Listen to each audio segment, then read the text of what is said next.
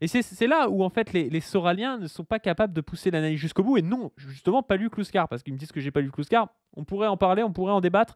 Je pense que j'ai mieux lu Kluskar que ce que dit Kluskar, c'est que le problème du libéralisme libertaire, c'est pas d'être libertaire. Kluskar, il s'en balèque en fait que les gars ils soient libertaires.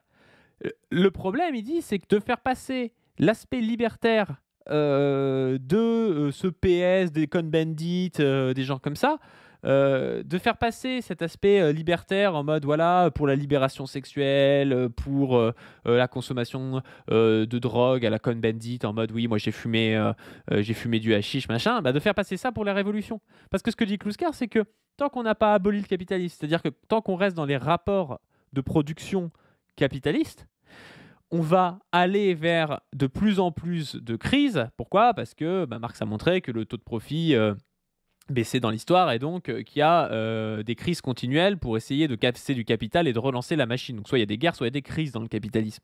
Et ce que dit Kluskar, c'est que ces gens qui se disent libéral sur le plan économique et libertaire sur le plan culturel, quand ils vont être confrontés à la crise et que l'aspect libertaire, c'est-à-dire de dire ah bah vous pouvez faire un peu ce que vous voulez, ben les gens ils vont leur dire ouais on peut faire ce qu'on veut mais d'accord on peut plus rien acheter parce qu'on n'a plus de thunes. Et ben ce que dit Kluskar, c'est que ces libéraux libertaires ils vont devenir néofascistes. C'est ça, et c'est pour ça qu'il a écrit néofascisme et idéologie du désir, Michel Kluskar. Donc si vous aviez lu Kluskar, vous auriez compris ça. Kluskar, ce qu'il dit, il dit pas que le libéralisme libertaire c'est mal en soi. Il dit faut jamais prendre ça pour la révolution communiste. Et il faut faire gaffe parce que les mêmes mecs qui nous vendent le libéralisme libertaire, quand il y aura plus d'argent, eh ben, ils vont dire ah bah non mais vous allez trop loin là avec le sociétal, avec les mœurs et tout, et il faut repartir dans le sens du néofascisme. Et c'est exactement la trajectoire d'Emmanuel Macron. Je dis pas qu'il est néofasciste, Emmanuel Macron, je dis qu'il est reparti dans l'autre sens. C'est-à-dire, c'est un type qui s'est vendu comme étant un peu du PS, un peu des Républicains, un peu centristes, et au final, qui a fait un virage à droite et qui finit avec Michel Barnier, c'est-à-dire un accord entre le RN et son parti qui est du centre droit, et puis les Républicains.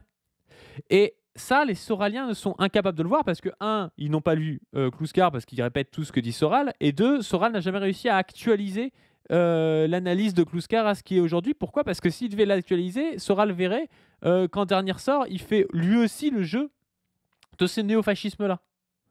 C'est-à-dire que Kluskar, il dit pas bah faut être néofasciste contre les libéraux libertaires. Kluskar, il dit faut être communiste contre les libéraux libertaires.